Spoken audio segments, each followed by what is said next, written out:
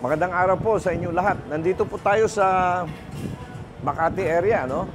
Ang i-discuss po natin yung heat index, yung init. But before that, ay congratulations po sa DepEd. Inayos nila yung adjustment ng pagpupunta ng mga estudyante sa school, no? Pwede nang sa bahay, yung distance.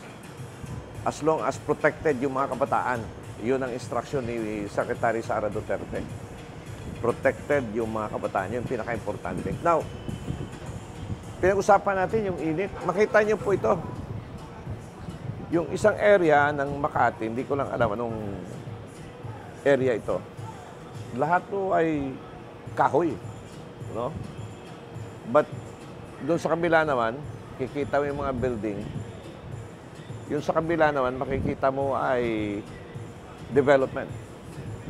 Urban. Hindi ko lang alam itong building na ito. Trinoma or what. So, in short, yung oxygen, yung carbon na from human being na inihinga natin, ay dapat makatsap ng halaman. Mapunta sa green, ano? Then, yung mapunta sa green na carbon ay magiging, what you call this, oxygen. At yun yung ating kinukuha, inihinga. Yung isda, pag walang oxygen, namamatay, di ba? Kahit sumakay ka ng eroplano, pag mataas masyado, pag walang oxygen, mahirapan ka. Kaya doon sa mga airplane, may mga oxygen. So therefore, ang buhay ng tao or human being ay nasa oxygen. But where you will get this, makukuha mo sa carbon. Makukuha mo dito sa halaman. So, ang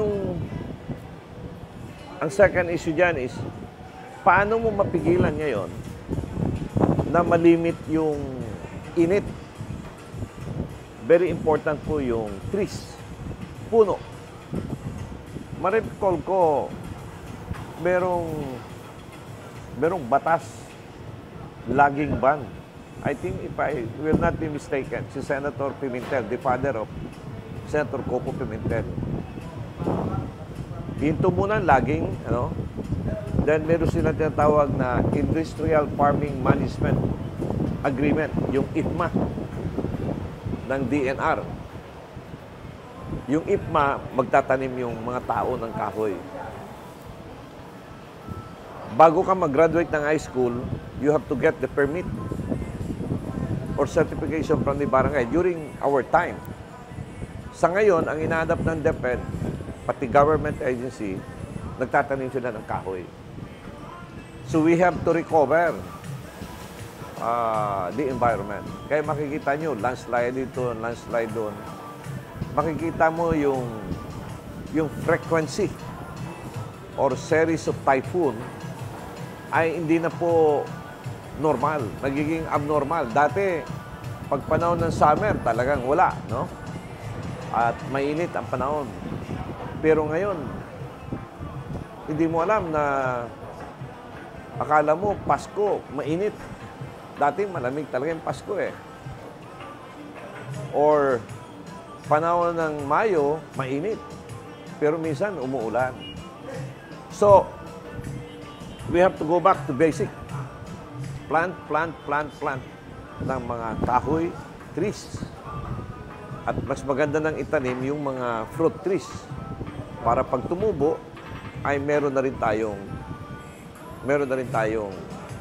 makukuhang prutas. So here, makikita mo, ito, classic example talaga ito. Oh.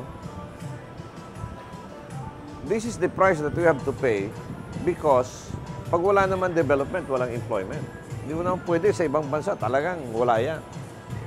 But if you look at the planning, maganda.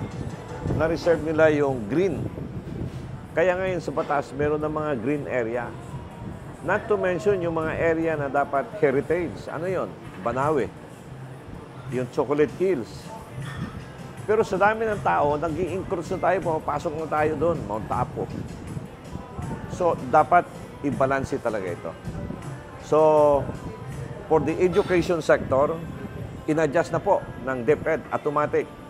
Because ang advice ng ating Secretary of Education, Secretary Sara Duterte, is to make sure the safety of our students. So very liberal na po.